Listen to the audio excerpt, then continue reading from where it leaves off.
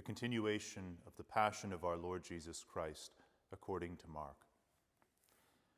And straightway in the morning the chief priests held a consultation with the elders and scribes and the whole council, and bound Jesus, and carried him away, and delivered him to Pilate. And Pilate asked him, Art thou the King of the Jews? And he answering said unto him, Thou sayest it. And the chief priests accused him of many things. And Pilate asked him again, saying, Answerest thou nothing? Behold, how many things they witness against thee. But Jesus yet answered nothing, so that Pilate marveled. Now at the feast he released unto them one prisoner, whomsoever they desired. And there was one named Barabbas, which lay bound with them that had made insurrection with him, who had committed murder in the insurrection. And the multitude, crying aloud, began to desire him to do as he had ever done unto them. But Pilate answered them, saying, Will ye that I release unto you the King of the Jews? For he knew that the chief priests had delivered him for envy. But the chief priests had moved the people, that he should rather release Barabbas unto them. And Pilate answered and said again unto them, What will ye then that I shall do unto him whom ye call the King of the Jews? And they cried out again, Crucify him. Then Pilate said unto them, Why, what evil hath he done? And they cried out the more exceedingly, Crucify him. And so Pilate, willing to content the people, released Barabbas unto them, and delivered Jesus, when he had scourged him, to be crucified. And the soldiers led him away into the hall called Praetorium. And they called together the whole band, and they clothed him with purple, and platted a crown of thorns, and put it about his head, and began to salute him, Hail, King of the Jews! And they smote him on the head with a reed, and did spit upon him, and bowing their knees worshipped him.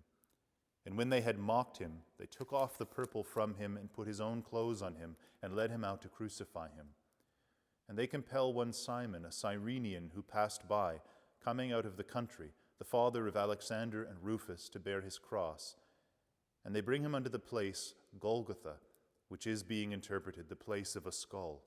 And they gave him to drink wine mingled with myrrh, but he received it not. And when they had crucified him, they parted his garments, casting lots upon them, what every man should take. And it was the 3rd hour, and they crucified him. And the superscription of his accusation was written over, The King of the Jews. And with him they crucified 2 thieves, the one on his right hand, and the other on his left. And they that passed by railed on him, wagging their heads, and saying, Ah, thou that destroyest the temple and buildest it in 3 days, save thyself and come down from the cross. Likewise also the chief priests, mocking, said among themselves with the scribes, He saved others, himself he cannot save. Let the Christ, the King of Israel, descend now from the cross, that we may see and believe. And they that were crucified with him reviled him. And when the 6th hour was come, there was darkness over the whole land until the 9th hour.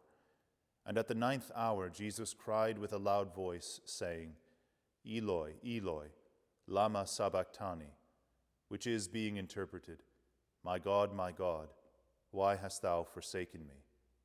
And some of him that stood by when they heard it said, Behold, he calleth Elijah. And one ran and filled a sponge full of vinegar, and put it on a reed, and gave it to him to drink, saying, Let alone, let us see whether Elijah will come to take him down. And Jesus cried with a loud voice, and gave up the spirit. And the veil of the temple was rent in twain from the top to the bottom.